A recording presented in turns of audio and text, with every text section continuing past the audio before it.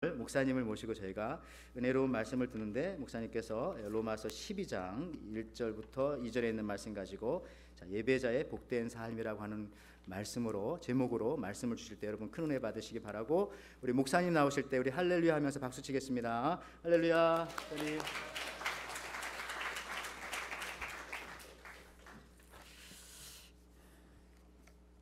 우리 잠깐 기도하겠습니다. 자비로우신 하나님, 세상에 많고 많은 사람들 가운데서 저희들을 하나님의 사람으로 불러주시고 또 예배자의 특권을 허락해 주셔서 오늘도 당당하게 하나님의 자녀된 권세를 가지고 주님의 이름으로 찬양하며 예배 드릴 수 있도록 은총 주시니 감사합니다. 하나님이 택한 이스라엘 백성들을 낮에는 구름기둥으로 밤에는 불기둥으로, 때로는 배가 고플 때마다 만나를 통해서, 때로는 목이 마를 때마다 반석에서 샘물까지 터지게 하셔서 가란 심령을 해갈로 바꿔주셨던 하나님의 그것인 사랑과 은총이 오늘도 우리에게 함께 하셨기에 오늘도 생명의 만나가 오늘도 이 시간에 우리들에게 아버지 주실 텐데, 오늘 이 말씀을 아멘으로 받아 먹어서 우리의 속사람이 강건하여 날마다 예수의 좋은 군사로 승리하며 나가는 우리들의 삶이 되게 하옵소서. 말씀을 들을 때 방해하는 세력들이 없도록 오늘 이 시간에 생각과 마음을 성령님 주관해 주셔서 말씀을 증거하는 자나 말씀을 받는 우리들이 하나 되어 온전한 산 제물로 하나님께 드려지는 예배가 되게 도와 주시옵소서. 예수님의 이름으로 기도합니다. 아멘. 자, 우리 한번 좌우로 이렇게 한번 인사합시다. 우리는 하나님의 고귀한 자녀입니다. 인사하세요.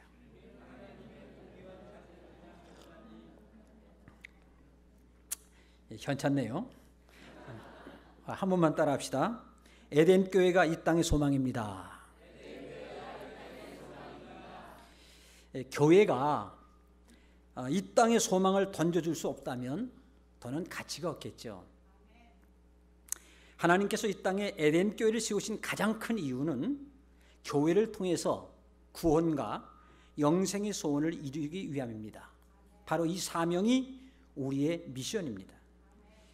하나님의 임재를 경험한 예배자들이 하나님의 말씀으로 훈련된 제자 되어서 성령의 능력으로 지역과 세상을 섬기게 되죠.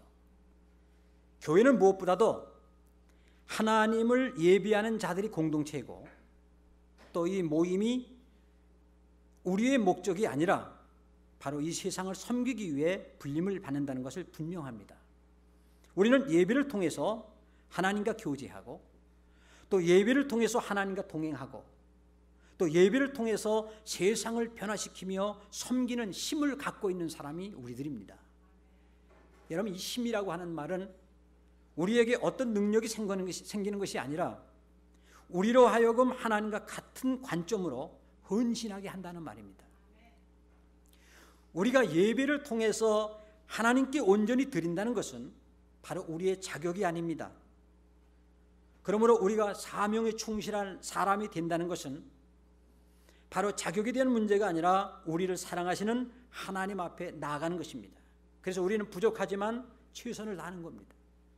그래서 우리는 예배의 자리에서 사명에 충실함을 확인하게 되지요. 여러분, 우리는 왜 예배를 합니까?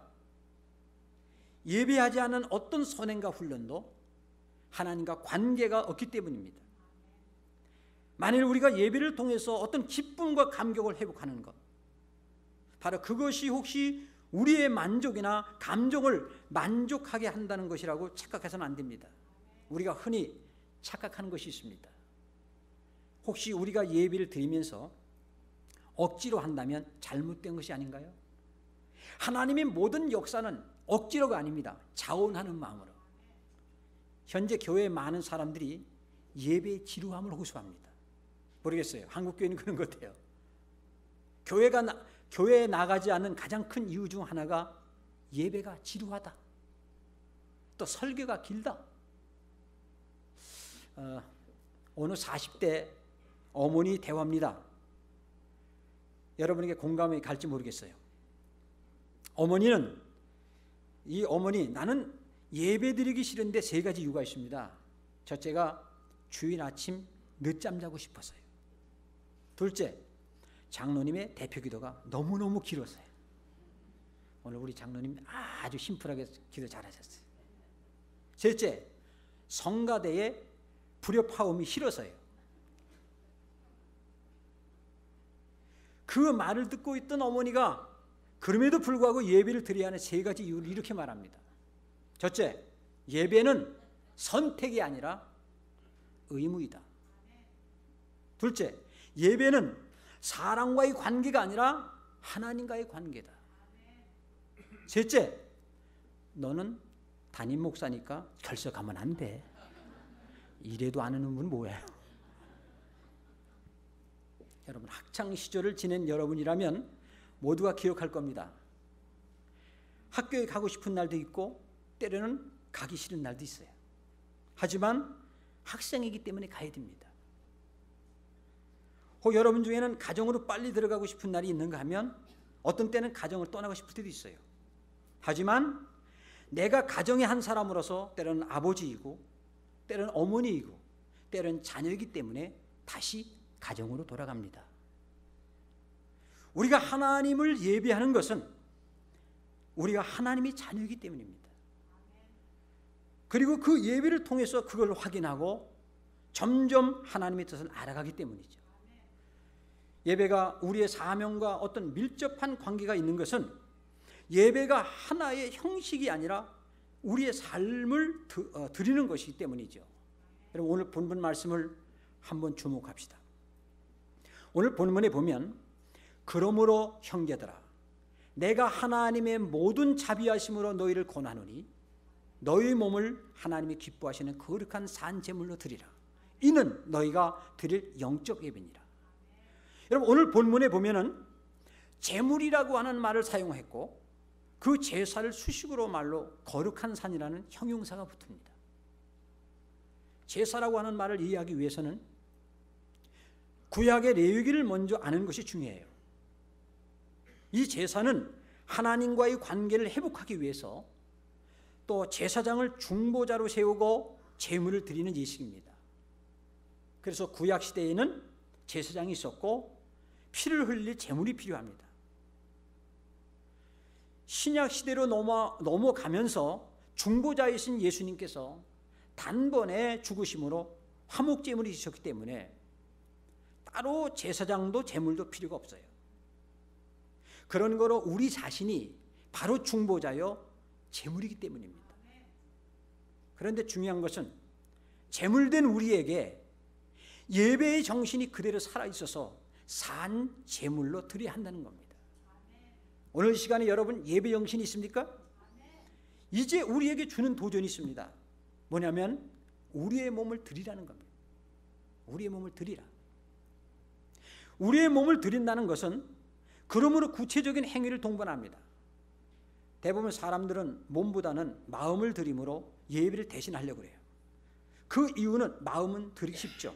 근데요, 몸 드리기는 어렵습니다. 문제는 구별된 우리의 몸이 무엇을 했느냐입니다. 그래서 하나님은 마음이 없는 제물을 원하시지도 않으시지만은 마음만 있고 몸이 따르지 않는 예배를, 거룩한 예배를 인정하지 않는다는 거예요. 그래서 몸을 드린다고 하는 것은 구체적인 헌신의 행위들이 드러나는 걸 말합니다. 그렇기 때문에 예배는 하나님께 예배를 드리는 시간으로 그치는 게 아니라 구체적인 헌신을 드린다. 헌신을 드린다. 우리는 예배의 관객이 아니라 예배의 주역이 되어야 합니다. 우리는 예배의 구경꾼이 되면 안 돼요. 예배의 주인공이 되기 바랍니다. 오늘 예배가 있기 위해서 어떤 헌신을 하고 있는가?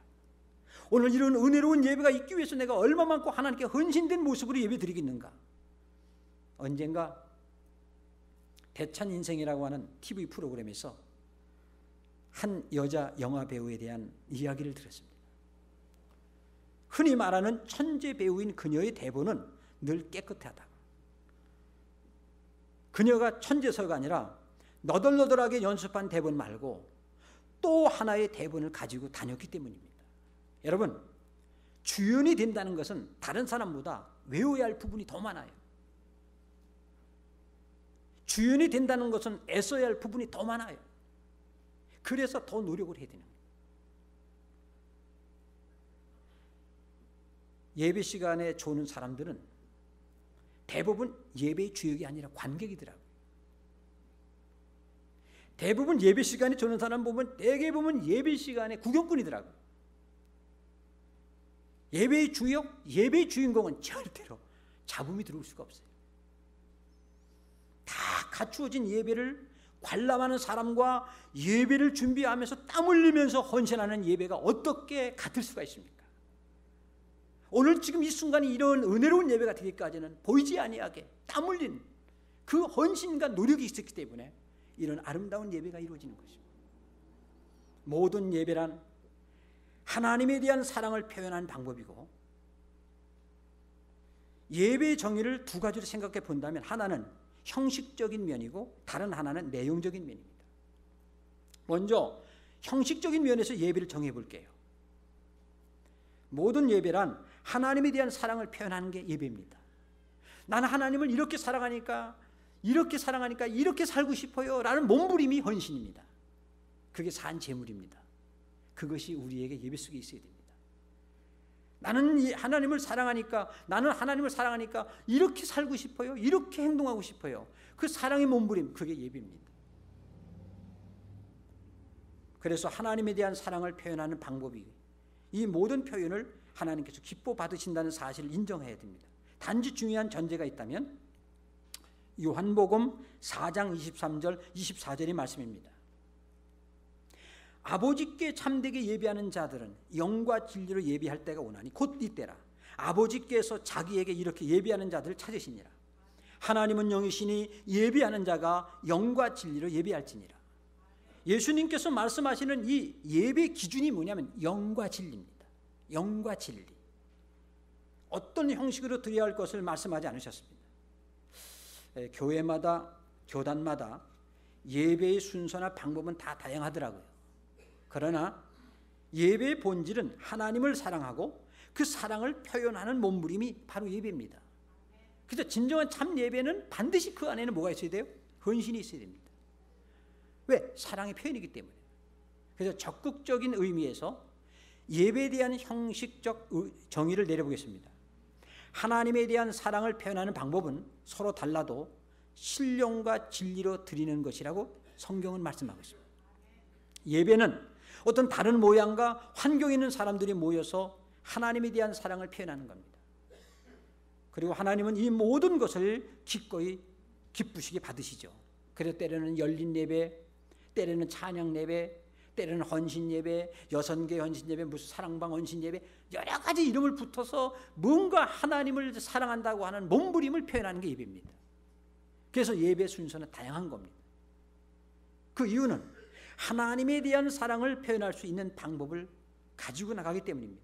바로 여러분이 가장 기쁜 마음으로 하나님께 예배하기 위함이죠. 그렇지만 아무리 여러 가지 모습의 예배를 만들어도 모두에게 만족할 수는 없죠.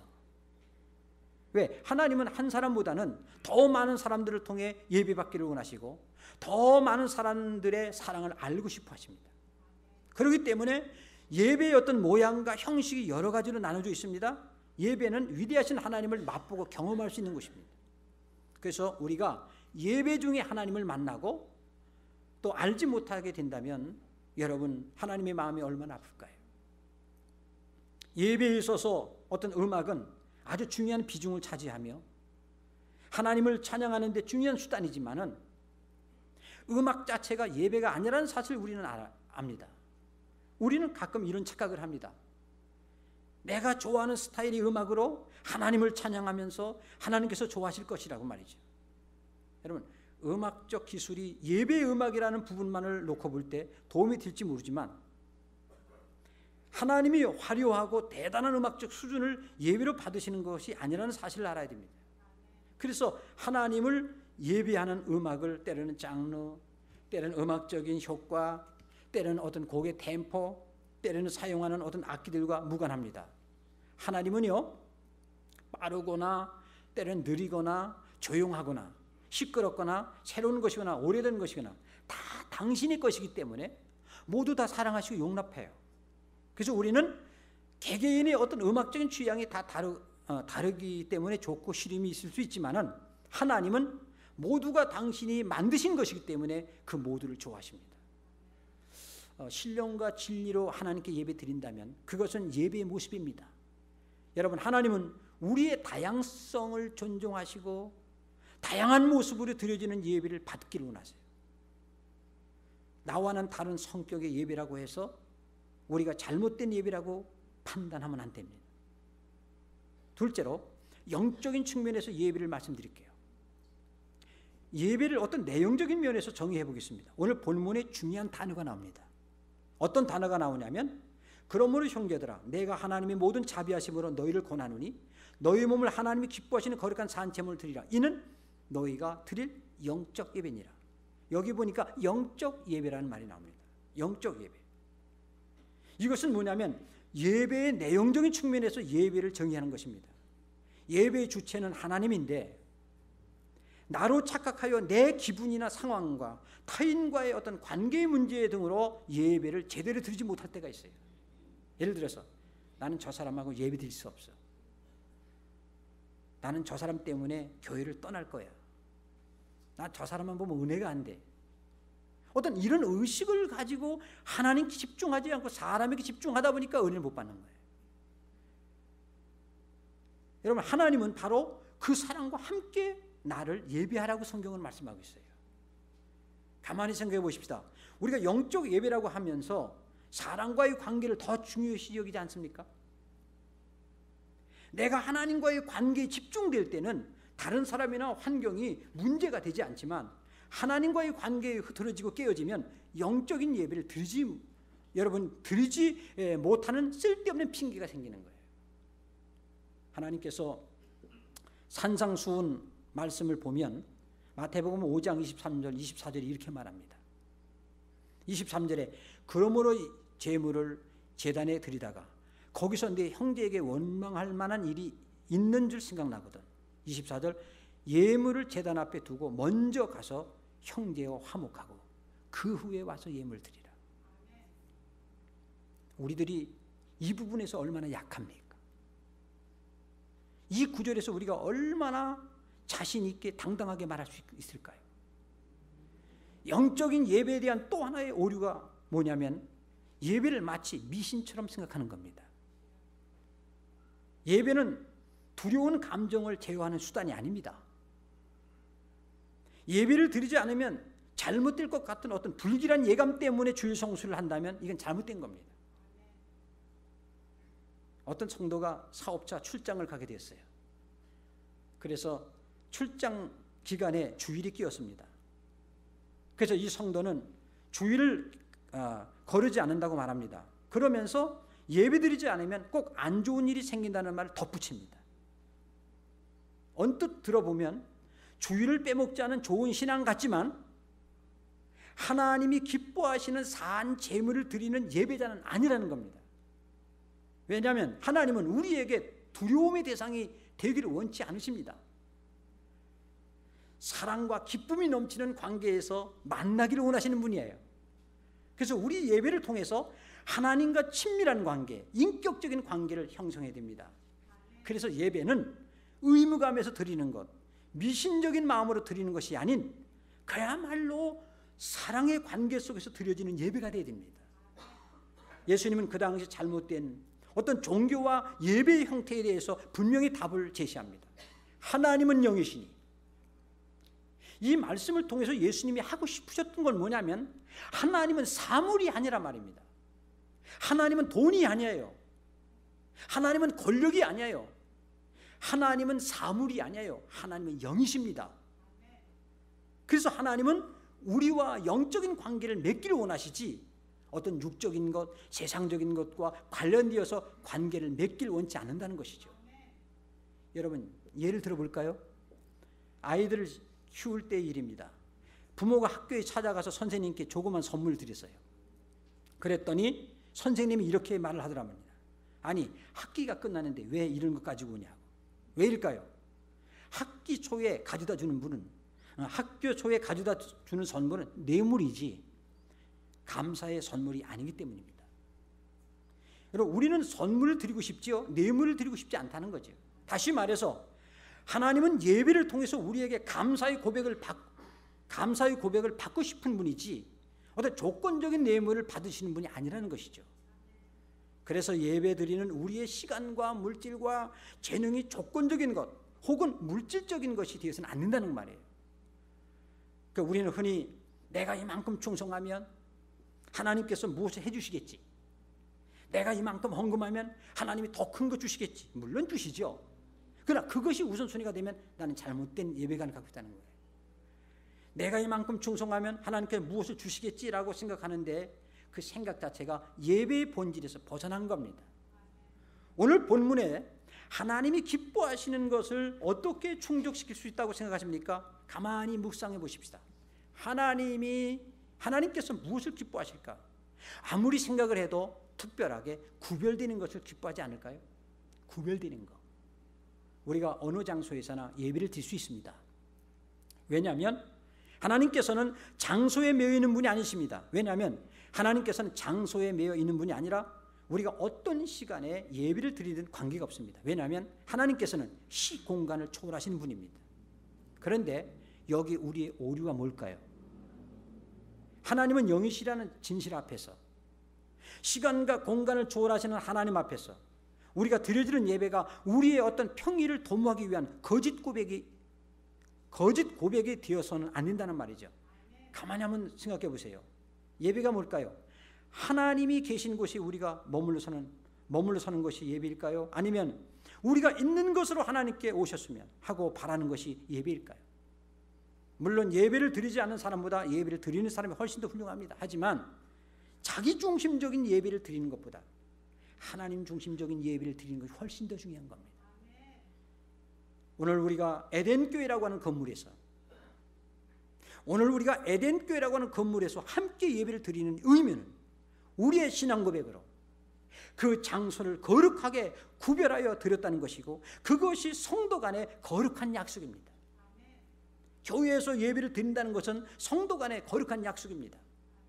그리고 어떤 일이 있어도 내가 이곳에서 하나님께 예배를 드리겠다는 헌신의 다짐이 있는 것이죠.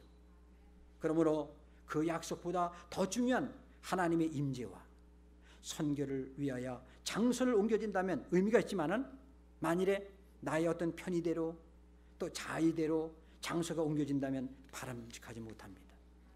이제 이 구별이라고 하는 이 관점에서 예배자로 살아가는 우리의 액션 플랜을 생각해 봅시다. 결론적으로 오늘 본문에 등장하는 이 거룩이라는 말이 성경에서 구별이라는 의미에서 말씀하고 있습니다. 예배를 구별된 의미가 있는 거예요. 구별되지 않는 예배는 하나님을 기쁘시게 할 수 없습니다. 우리가 아는 것처럼 거룩한 삶을 살기 위해서는 거룩하지 않는 것과 분명하게 구별되어야 됩니다. 오늘 본문에서 로마서 기자는 분명하게 말씀하는 것처럼 거룩한 산 제물을 하나님이 기뻐하신다 그랬어요. 그래서 옛날 구약 시대에는 예물을 드릴 때 흠이 없는 것을 드리라 그랬습니다. 흠이 없는 것, 철저히 준비하고 찾아서 드리는 예물이 흠이 없는 제물입니다. 하나님이 기뻐하시면 우리를 향해 미소 짓죠. 오늘 여러분이 이 자리에 나올 때 제사를 드리는 것, 즉 예배 시간에 참석하는 건 목적이 아니라 하나님을 사랑하기 때문에 무엇을 구별하여 왔습니까? 또 하나의 어떤 선택적 예배가 아니라 그분을 가장 사랑하는 고백이 여러분에게 있습니까? 시간의 구별을 생각해 보십시다. 여러분이 어떤 예배를 드려도 상관이 없습니다. 그러나 하나님 앞에서 남는 시간을 드리고 있습니까? 아니면 하나님 앞에서 구별된 시간을 드리고 있습니까? 또 여러분이 어떤 예물을 드려도 상관없습니다. 그러나 많은 물질 중에 하나를 지갑에서 꺼내드리고 있습니까? 아니면 특별하게 구별된 예물을 하나님께 드리고 있습니까? 여러분이 드리는 헌신과 봉사가 자신의 남은 시간과 자신의 즐거움으로 드리는 것입니까? 아니면 하나님이 기뻐하시는 일을 찾아 구별하여 드리는 헌신이 있습니까? 여러분 아십니까? 하나님께서는요, 그분을 가장 신뢰할 때 우리를 향해 미소 지으십니다. 예배는 우리가 하나님을 신뢰하고 믿음을 가장 잘 나타낼 수 있는 장소예요. 아니, 우리의 삶에서 하나님을 신뢰하는 것이 드러날 때 예배의 삶을 여러분이 산다고 말씀드릴 수 있습니다. 그래서 하나님을 철저히 믿고 신뢰하기 때문에 불의한 재물을 거부하고, 하나님을 철저히 믿고 신뢰하기 때문에 불의한 인간관계를 청산하고 나오는 것입니다. 철저한 신뢰는 철저한 순종으로 이어집니다. 철저한 순종은 우리의 이해 범주에서 이루어지는 게 아니라 하나님의 관점에서 이루어지는 일입니다. 그러므로 우리가 예배의 삶을 살 때 우리는 우리 인간의 어떤 상식을 벗어나 일들이 자주 일어나게 됩니다. 지극히 상식적이고 때로는 이성적인 신앙이 아니라 지극히 하나님 중심적인 삶을 살아가는 것, 바로 이게 예배입니다. 여러분은 에덴 교회에서 자주 때로는 비상식적인 순종이 일어나길 바랍니다. 하나님을 사랑한다는 그 이유만으로 우리의 몸과 삶이 드려지는 헌신 말입니다. 자신의 것을 챙기고 자신의 성을 쌓기보다는 하나님 나라의 헌신과 재물을 쌓는 그런 말입니다. 그렇기 때문에 하나님을 신뢰하면 그분이 하시는 일들을 기뻐하며 감사하게 됩니다. 기쁨과 감사야말로 예배자의 삶을 가장 극명하게 드러내는 증거입니다. 우리는 하나님이 우리의 하나님이 되심을 찬양합시다. 지금도 그분이 우리를 위해 하시는 일들을 감사합시다. 지금 여러분들은 어느 예배 자리에 나와 있으며 그것이 자의적 선택인지 구별인지를 생각해 보십시다. 그리고 여러분이 2015년 10월은 하나님과 동행하는 자리가 되기 위해서 기꺼이 구별된 예배를 드리기로 한다면 어느 예배를 구별하시겠습니까? 오늘의 결단이 여러분의 액션 플랜입니다. 또한 우리가 우리의 마음뿐만 아니라 우리의 몸을 기꺼이 헌신하는 것이라면 오늘 이 예배를 위해서 여러분 어떤 것을 하나님께 헌신하기로 작정합니까? 시간의 부분에서 예배 시간뿐만 아니라 때로는 주차 봉사, 때로는 안내, 때로는 찬양, 여러분 찬양대와 반주, 때로는 통역, 때로는 봉사는 그 자리에서 정말 물질 부분에서 여러 헌금을 구별해서 드리시길 원하십니까? 누구도 강요하지 않는, 누구도 보지 않는 그곳에서 영이신 하나님 앞에서 여러분이 구별되어 드리는 모든 것이 여러분의 삶을 바꿔주는 것입니다. 그래서 아무도 예배하지 않는 곳에서 여러분이 헌신자가 되는 것입니다. 무엇보다도 예배 시간에 늦는 신뢰를 범하지 않기를 바랍니다. 적어도요, 예배자로서의 내 모습을 보이시기 바랍니다. 진정한 예배자로서의 삶을 예배당문을 열고 나가면서 시작된다는 것을 생각하면 좋겠어요. 나의 어떤 모습이 하나님 앞에서 가장 거슬리는가? 내 아버지, 내가 예배자로서 내가 변화되어야 할 가장 필요한 것이 무엇인가? 사랑하는 성도 여러분, 우리는 참된 예배자로서의 플랜을 실천하여 정말 주님이 오시는 그날까지 예배의 성공자가 되기를 주의 이름으로 축원합니다.